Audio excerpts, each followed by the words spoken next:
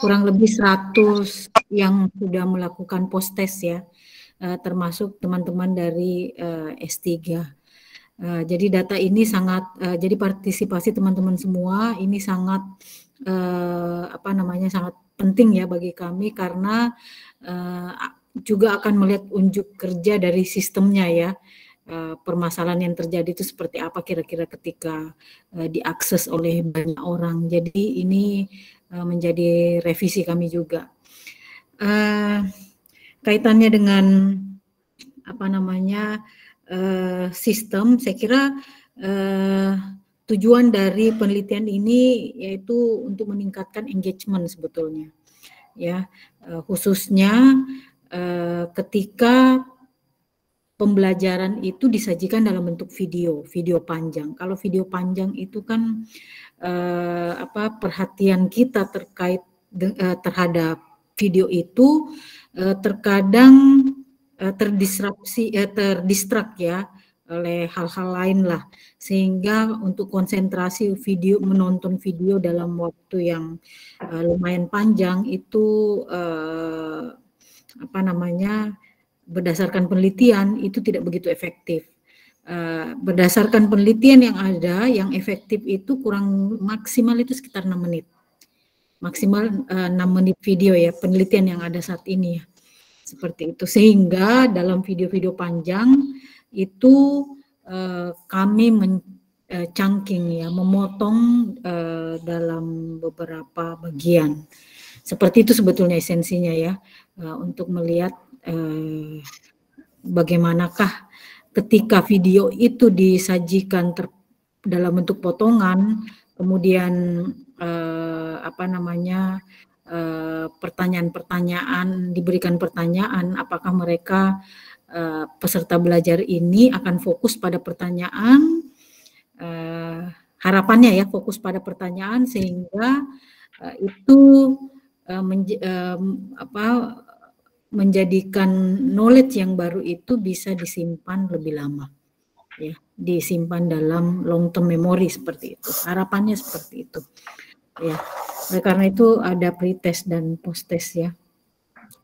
Oke, baik, itu sekilas ya kaitannya dengan penelitian yang kami lakukan. Dan terakhir di kuesioner itu juga kuesioner yang dikembangkan itu bukan asal kuesioner ya, ada teori yang mendukung.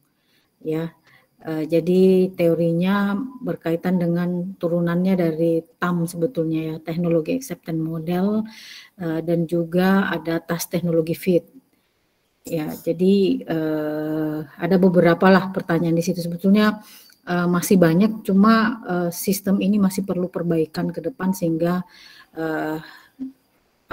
bisa dieksplor lebih jauh lagi kegunaannya ya. Saya kira itu ya, terima kasih banyak. Mungkin data yang diberikan ini akan difilter lagi ya, karena tidak semua bisa dipakai. Tapi lumayanlah bisa memberikan gambaran umum. Baik, untuk hari ini bagaimana rencana kita? Mungkin nanti saya akan pindah ke HP ya. Saya pindah ke HP sebentar lagi. Selanjutnya kita rencana minggu lalu itu apa ya? Saya lupa. Apakah melanjutkan yang presentasi design thinking, Bu? Oh, boleh. Iya. Saya ini dulu ya. Sebentar lagi saya bergabung pakai HP ya. Baik, Bu. Saya ini dulu 5 menit untuk menutup laptop. Ya. Terus pindah ke HP. Oke, terima kasih.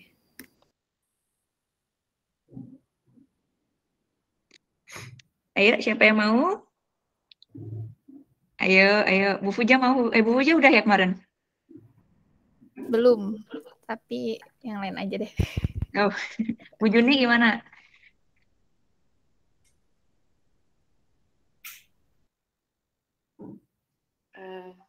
Iya, boleh. Bu Juni ya. Yaudah, saya juga ya. Saya temenin. Satu lagi mungkin 3, mungkin kemarin 3 doang ya, satu pertemuan. 2. Mas Ritno sudah kan? Oh, 2 ya? Iya nih Mas Dio. Pak Beni mau bersedia? Nyalain mic. Ya, Bu. Pak Beni mau apa? Mempresentasikan design thinkingnya? Saya belum siap ini. Baik. Baru bangun ini. Oke. Lumayan tuh sudah. Saya juga sudah sampai lupa loh itu pertemuan keberapa tuh kita ngumpulinnya. Oke. Mungkin yang lain boleh. Bu Tika kan Bu Tika yang ngumpulin pertama Ibu. Sudah pulang dari umrohnya Bu. Mungkin Kajo sudah siap. Pak Yo kan sudah kemarin. Ya. Ayo sudah garda terdepan itu.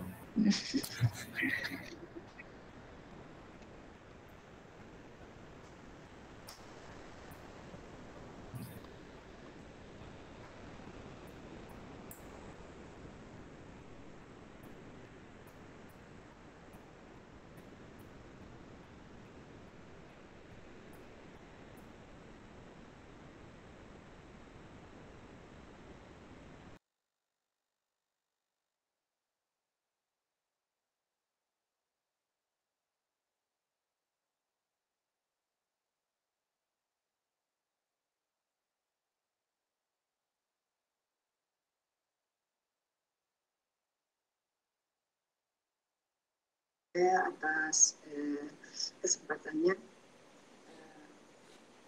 Assalamualaikum.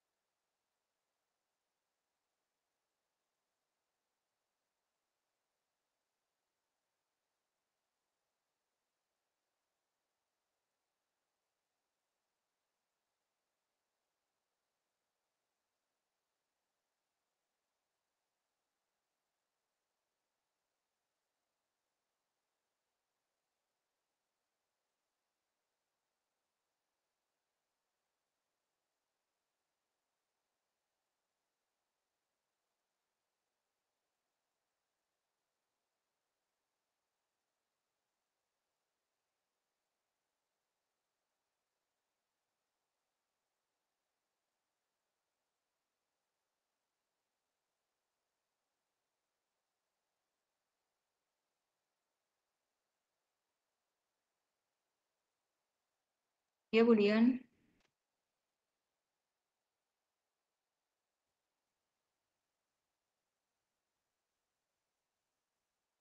Ibu Dian. Maaf kepencet Mbak.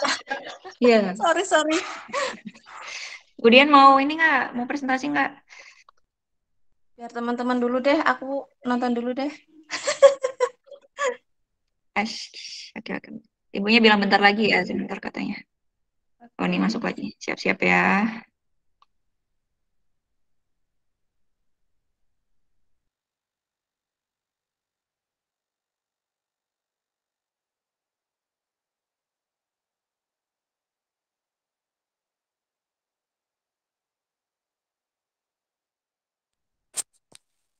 Maaf baru bisa bergabung. Oke, silahkan. Ya, baik. Mungkin Bu Juni dulu yang pertama. Baik, terima kasih Mbak Sofi. Selamat pagi Ibu Saida dan teman-teman. Jadi mohon izin saya menyampaikan progres dari proyek yang diberikan oleh Ibu Saida. Saya izin share screen.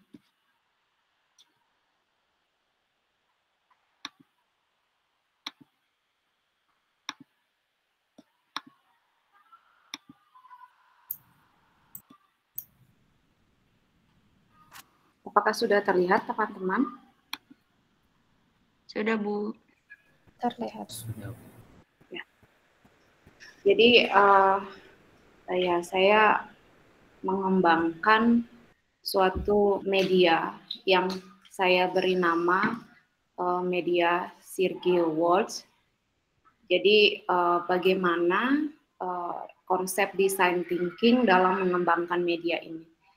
Jadi sebenarnya media Sergio World ini masih dalam proses saya kembangkan berdasarkan uji coba yang bisa dikatakan tahap pendahuluan. Namun dengan materi design thinking ini saya ingin melakukan penyempurnaan dalam pengembangan media Sergio World yang saya masih kembangkan.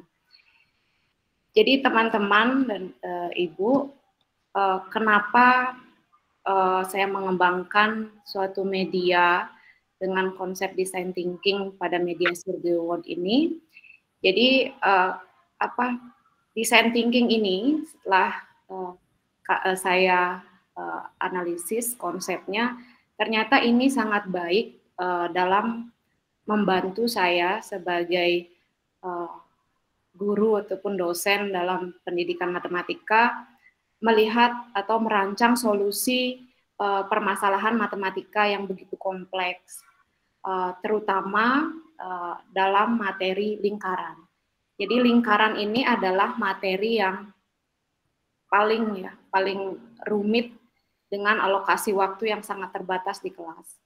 Jadi dengan karakter peserta didik saat ini, jadi pengembangan suatu media digital itu menjadi suatu kebutuhan terkait lingkungan untuk memfasilitasi belajar peserta didik. Jadi ada 5, di mana ya saya tulis, mohon maaf. Saya langsung ke gini aja ya, ke sitemap medianya ya. Ada 5 kompetensi dasar kalau saya analisis berdasarkan silabus untuk materi lingkaran. Jadi mengenalkan konsep lingkaran dan unsur-unsurnya, kemudian hubungan sudut pusat dan sudut keliling, panjang busur, luas juring, garis persekutuan dalam 2 lingkaran dan garis persekutuan luar 2 lingkaran. Jadi ke-6 kompetensi ini ya dengan alokasi cuman kalau tidak salah 4 pertemuan itu menjadi suatu kemustahilan bagi siswa apabila ingin belajar secara bermakna dalam matematika. Jadi saya mengembangkan suatu media digital interaktif, konsepnya adalah interaktif yang saya beri nama Sergio World. Jadi saya menggambarkan dunia untuk menelusuri suatu konsep matematika. Jadi Sergio itu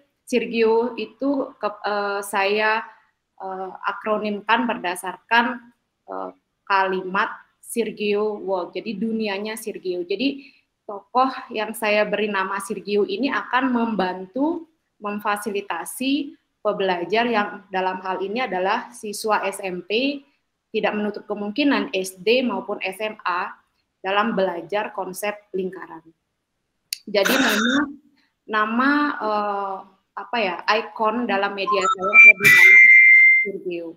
Jadi Sergio ini yang berperan nanti menjadi teman belajar siswa ketika belajar menggunakan media Sergio. Jadi tahapan design thinking saya terapkan untuk penyempurnaan media. Jadi tahap empati, define, ideate, prototype, dan test. Saya mulai dari tahap empati.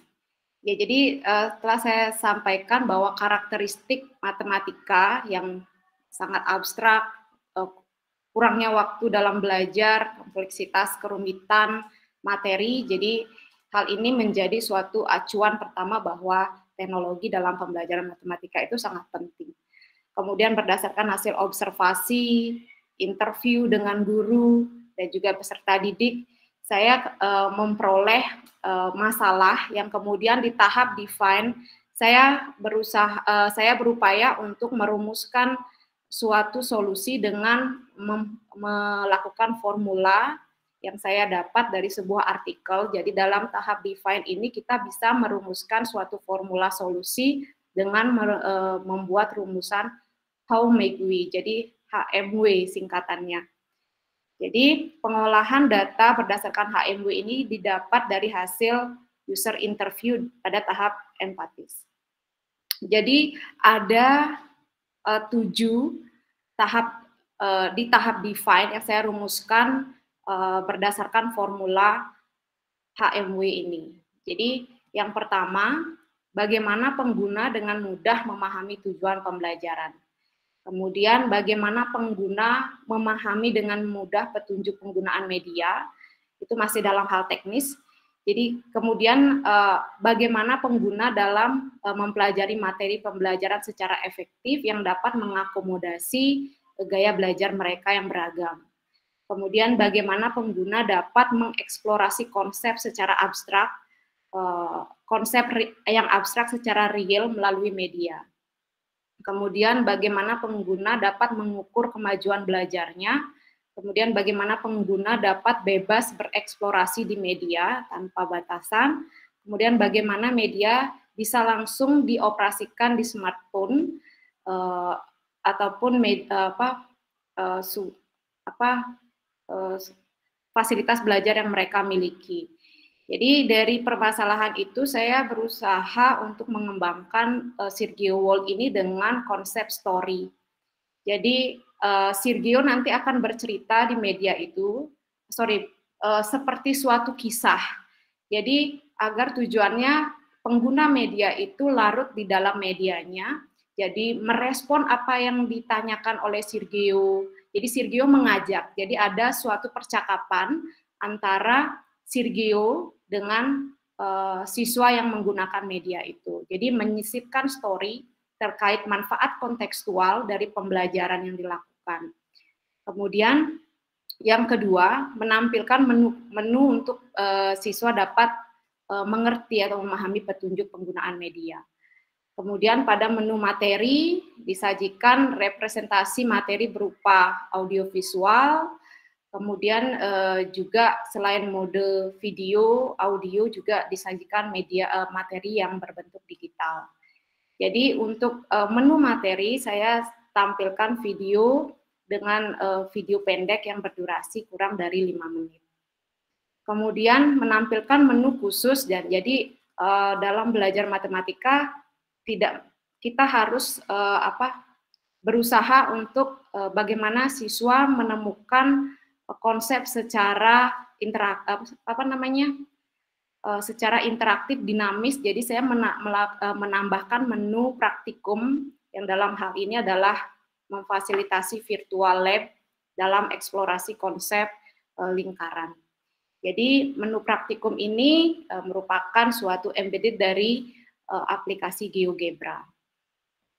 Kemudian mengintegrasikan menu kuis agar siswa bisa melihat kemajuan belajarnya melalui aplikasi Sirgio World. Kemudian bagaimana pengguna bisa bebas bereksplorasi. Jadi di dalam menu aplikasi itu menampilkan tombol back, kemudian mau kemana siswa itu bisa, mau ke menu mana siswa itu bisa. Kemudian, nah yang ini yang mungkin berbeda dengan yang sebelumnya, pertemuan sebelumnya yang disampaikan teman-teman. Jadi saya mengembangkan media ini menggunakan HTML5, jadi bersifat user friendly tanpa harus menginstal aplikasi. Jadi dalam tahap pengembangannya dari software Articulate Storyline 3 yang saya gunakan, jadi dari sana media itu bisa diekspor dalam bentuk link, jadi link itu di-share baik melalui media sosial, kemudian grup WhatsApp atau Google Classroom dan yang lain-lain. Jadi siswa tinggal mengklik, nanti siswa jika menggunakan laptop ataupun HP langsung terhubung ke browser Google Chrome mereka. Jadi mereka bisa menggunakan tanpa harus menginstal aplikasi media. Jadi itu merupakan selain pengalaman siswa dan guru, jadi itu pengalaman saya juga karena beberapa HP kalau menginstal suatu aplikasi itu tidak mudah seperti di Android gitu ya. Jadi langsung dari link itu terhubung ke Google Chrome. Jadi ini yang di tahap ideate. Jadi media Sirgio World itu saya rumuskan terlebih dahulu kompetensi yang akan dibelajarkan, kemudian menetapkan targetnya. Jadi KKM misalkan di sini untuk memberikan petunjuk di saat kuis bahwa siswa itu harus berlatih lagi di media itu atau setelah sukses gitu. Kemudian challenges-nya, kemudian tantangannya. Kemudian aksi item di dalam media itu saya juga kembangkan berdasarkan karakteristik dari kompetensi dasar yang dikembangkan. Jadi harus memuat judul media, masalah kontekstual, identitas pengguna, karena nanti Sirgio akan berkomunikasi dengan pengguna. Misalkan Maurice menginput nama Maurice, jadi Sirgio akan berkomunikasi dengan Maurice. Hai Maurice, selamat pagi. Kita sekarang akan belajar mengenai lingkaran dan unsur-unsurnya. Apakah kamu siap, Maurice? Seperti itu yang nanti akan percakapan yang akan muncul. Ya. Kemudian Maurice silakan jawab atau sebutkan benda-benda di sekitarmu yang berbentuk lingkaran. Jadi seperti itu. Jadi agar siswa ini merasa bahwa mereka sedang diajak berkomunikasi dengan media, tidak hanya sekedar menggunakan media, mengeksplor media secara mandiri, tapi mereka seperti diajak untuk ditarik oleh media itu untuk berinteraksi. Kemudian di menu utama ada petunjuk, tujuan, materi, kemudian praktikum, dan kuis. Jadi materi dikembangkan dengan teknik video, audio, dan teks. Kemudian praktikum, di sana ada contoh simulasi dan eksplorasi secara mandiri. Kemudian kuis, nanti ada tampilan KKM, feedback, dan skor yang diperoleh oleh siswa. Jadi itu sitemap medianya.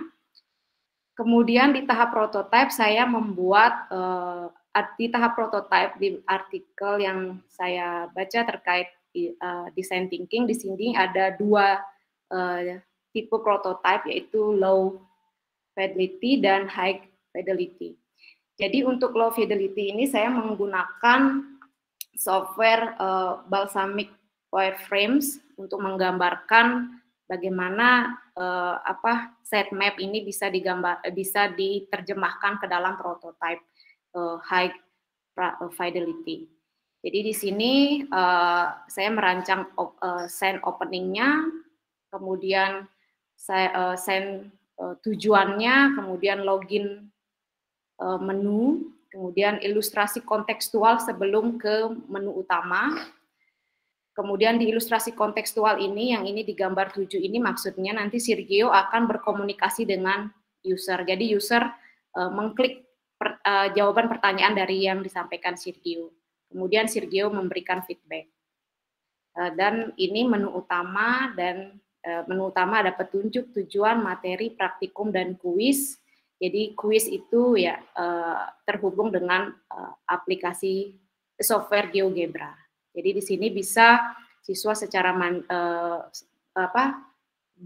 melakukan praktikum sesuai petunjuk aplikasi maupun kalau mereka sudah memahami mereka bisa bereksplorasi secara mandiri. Jadi ada dua kegiatan di virtual lab di situ. Jadi kemudian dengan menggunakan software Articulate Storyline 3, low fidelity ini dikembangkan menjadi high fidelity walaupun belum begitu sempurna. Jadi ini tokoh Sergio. Kemudian di sini ada menu, jadi ada musik yang mungkin bisa memberikan semangat juga untuk siswa. Jadi di sini bisa diatur volumenya. Ini opening sense-nya, kemudian login sense-nya. Di sini bisa menginput nama dan kelas, kemudian mulai. Kemudian misalkan di sini ya namanya developer. Jadi Sergio akan berkomunikasi seperti ini. Jadi ini masih ilustrasi untuk masalah kontekstual. Kemudian di sini Sergio sudah mulai mengajak pengguna untuk menjawab terkait pemahaman mereka dari masalah kontekstual yang diberikan. Kemudian, di sini menu-menu yang mungkin bisa dieksplorasi oleh siswa secara bebas, tidak tergantung apakah mereka mau ke praktikum dulu atau materi atau kuis, jadi bebas. Kemudian, ini untuk petunjuk ya seperti biasa ditampilkan. Ini petunjuk media, ini tujuan, ini petunjuk, kemudian ini tentang pengembang, saya sendiri, kemudian ini materi, jadi materi ketika mengklik lingkaran, jadi ada video, ada teks, yang bisa siswa pilih secara sesuai kebutuhan mereka. Kemudian ini lingkaran, praktikum, jadi mereka akan dipandu menggunakan GeoGebra oleh teman baru yang namanya Tutu, yang saya akronimkan dari tutorial gitu. Jadi ikon anak ini disebut dengan Tutu. Gitu. Kemudian sense quiz. Jadi ini untuk mengukur pencapaian belajar siswa setelah menggunakan media. Jadi ada 5 soal di quiz. Jadi itu yang mungkin bisa saya, untuk tes ya di sini hanya baru terpikir bahwa hanya menggunakan angket terkait dengan kepraktisan apakah siswa mudah menggunakan media itu atau tidak, siswa dan guru. Oke, jadi demikian rancangan dari design thinking yang saya terapkan dalam aplikasi media Sergio World yang saya kembangkan. Terima kasih.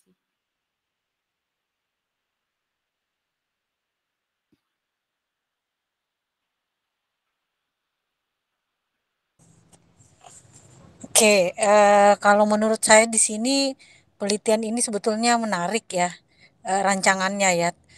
Tapi yang harus difokuskan, jadi ada 2 poin tadi terkait dengan virtual laboratori sebetulnya yang paling inti ya, virtual laboratori dan bot semacam chatbot. Itu chatbot atau seperti apa itu yang komunikasi antara sistem dengan pengguna?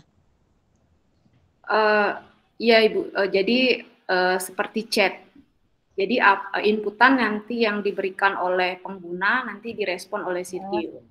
Jadi itu sejenis untuk men-trigger.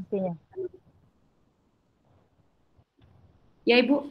Apa sama kalimatnya, percakapannya itu sama antara satu siswa dengan yang lainnya atau berbeda?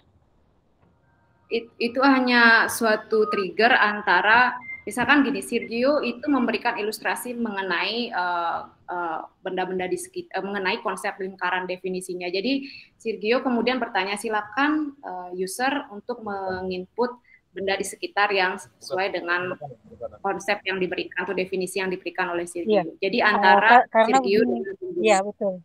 Karena begini, kalau modelnya seperti itu berarti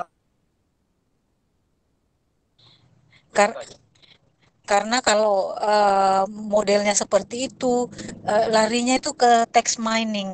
Nah, ini apakah ada sistem jadi yang digunakan atau mengembangkan lagi untuk sistem itu?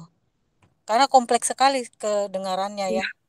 Iya, jadi itu sebenarnya hanya untuk memacu keterlibatan siswa, Ibu. Tidak sejauh untuk mengukur apakah benar atau salah. Betul. Ya, itu memang untuk memicu untuk meningkatkan motivasi ya dalam belajar. Tapi sistem itu gimana cara sistem itu bekerja? Karena ini masuk kalau bot seperti ini masuknya ke text mining karena akan menganalisa jawaban input dari user. Kalau misalkan berbeda dengan misalkan ya tidak menggunakan mesin learning di dalam, jawabannya bisa berbeda dengan apa yang dijawab oleh siswa. Nah, ini yang saya kira perlu diperjelas ya. Apakah bot ya chatbot yang disediakan ini menggunakan yang sudah ada ataukah mengembangkan sendiri?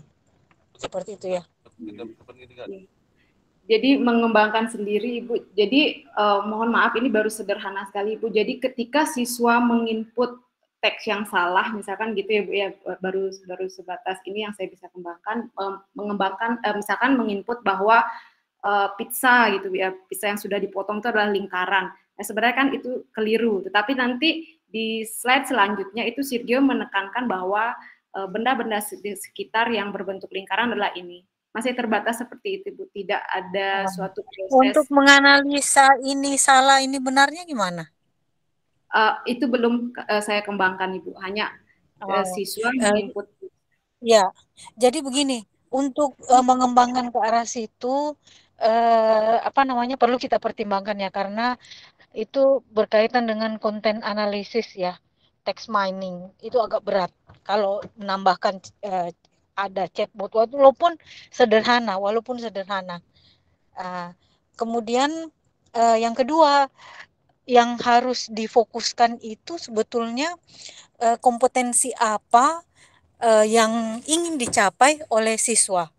Ya, ketika menggunakan misalkan media mobile learning ini dipakai untuk belajar matematika, apakah pemahaman konsep saja ataukah ada kompetensi lain? Nah, di sini kalau virtual lab yang dikembangkan, apakah virtual lab ini akan digunakan sebagai cognitive tools atau hanya sekedar menonton atau melihat video demo-demo yang disajikan melalui virtual lab itu.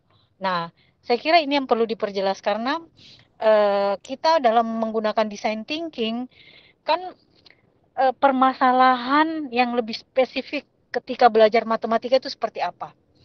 Untuk memahami misalkan geometri, itu kan dibutuhkan kemampuan spasial misalkan.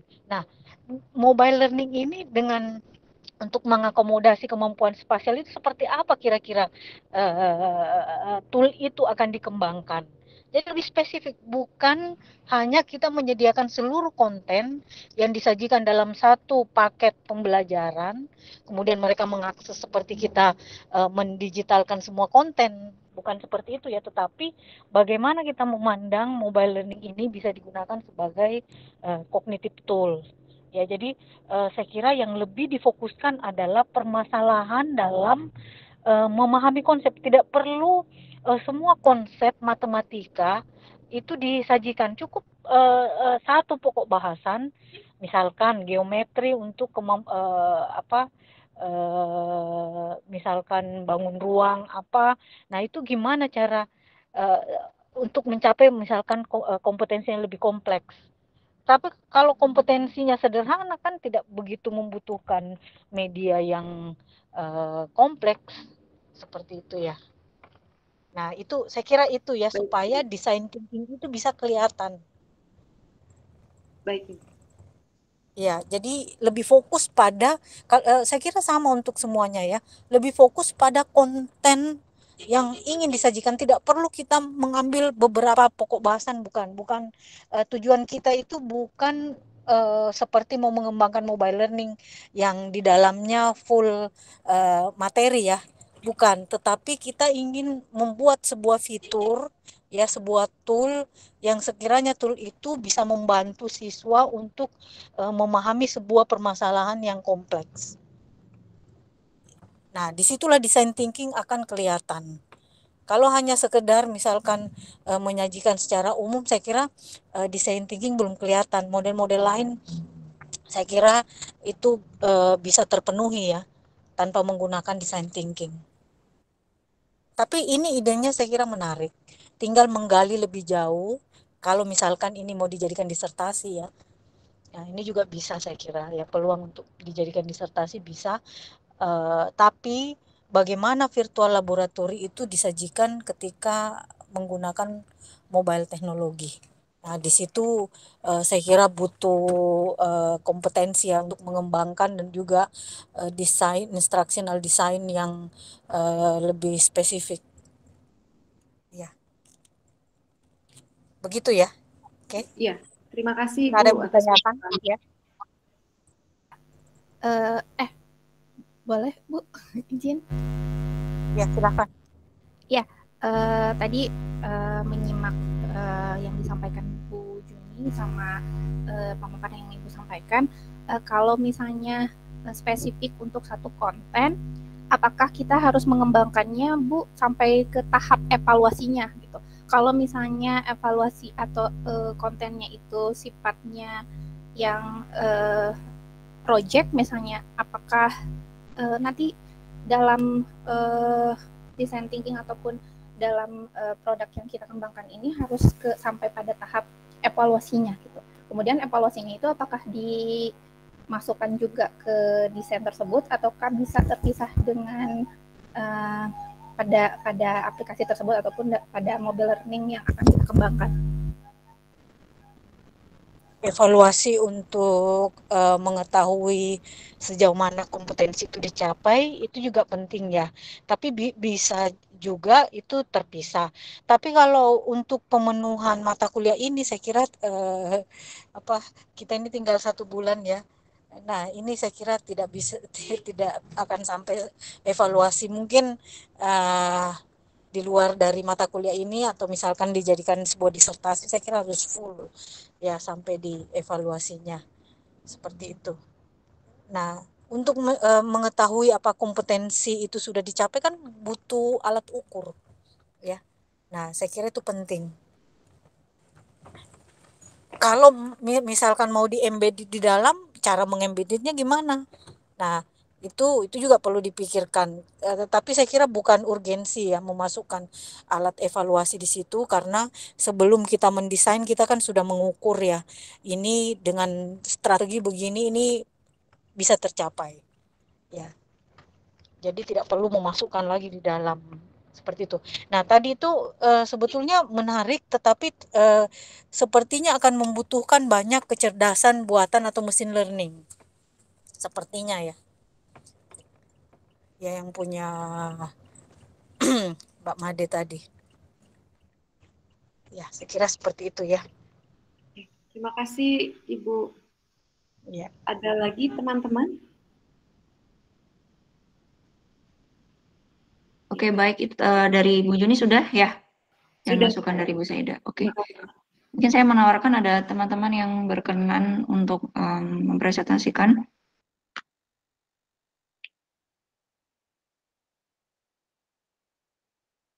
Oke, mungkin kalau tidak ada saya izin aja Bu. Saya mencoba untuk meneruskan presentasi design thinking.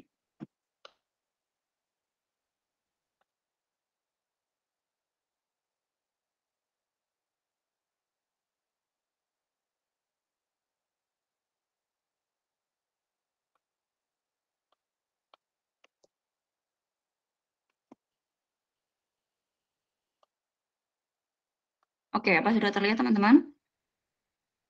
Sudah, Mama. Oke. Terima kasih. Selamat pagi Bu Saida. Masukan dari untuk tadi pekerjaannya Bu Juni juga menjadi apa ya, refleksi juga.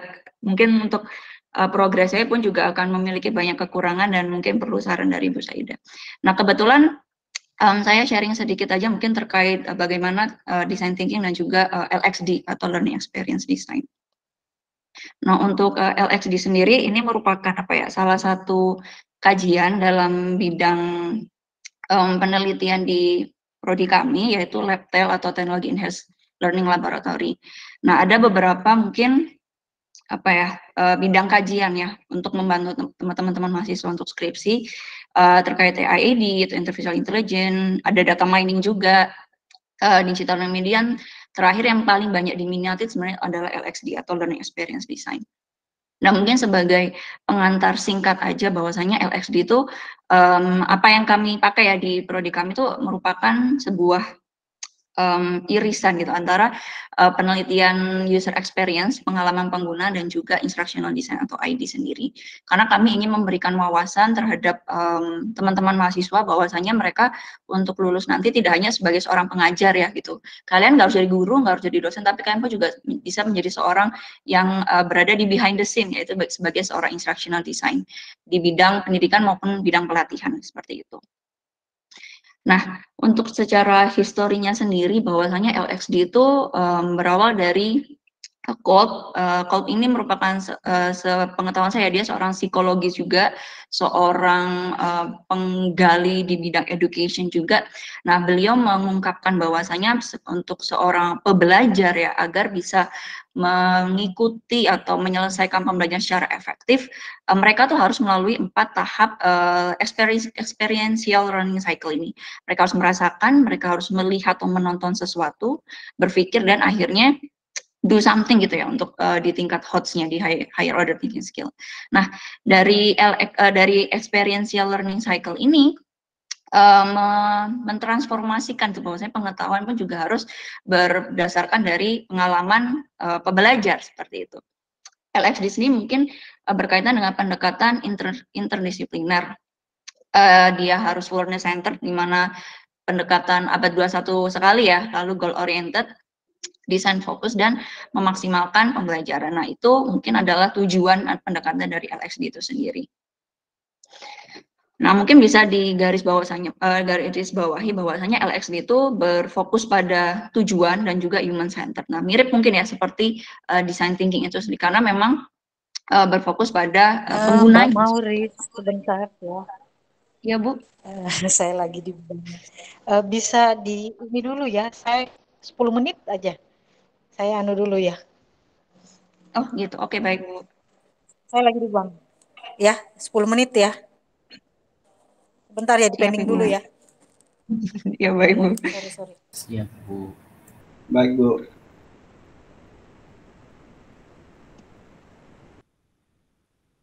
Mbak Mauris bisa backslide. Ada yang saya lupa catat. Pasti nggak ya? Bentar. Ini dua slide. Sebentar.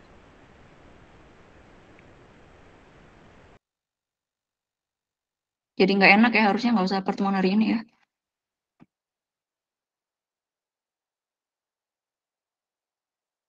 Nggak apa-apa. Oke, silakan mungkin. Ntar ini deh. Kan ada di drive kok, Mas Ritno. Iya, kayaknya udah pada kumpulin ya. Ini Mauris kumpul kah? Paper. Oh, PPT-nya ya? PPT-nya enggak ya? Mau saya share deh di grup. Oke.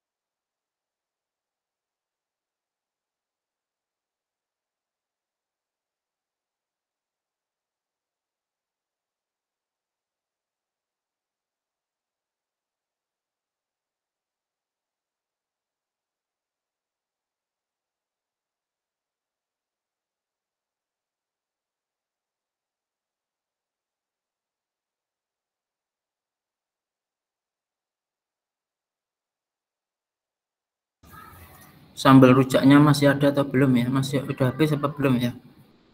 Saya belum kebagian soalnya. Sudah habis, Pak. Sayang sekali. Bisa dihubungi Mas Moko aja, Pak. Kayaknya stok di kulkas masih ada. Kalau nggak dibawa Mbak Mauris.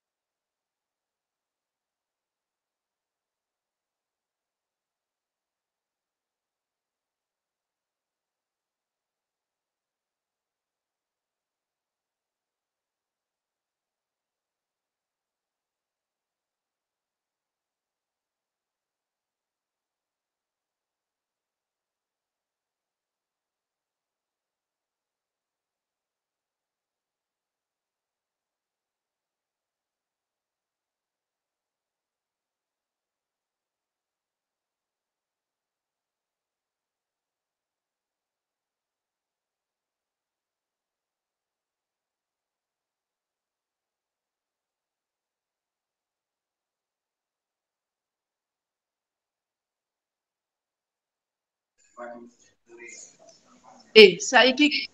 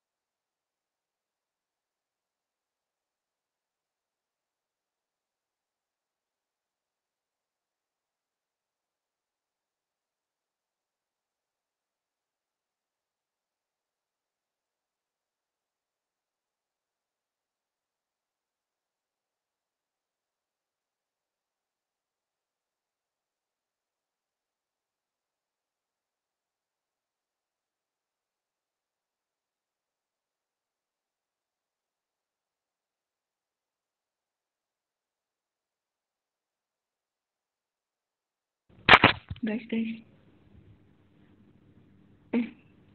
Halo?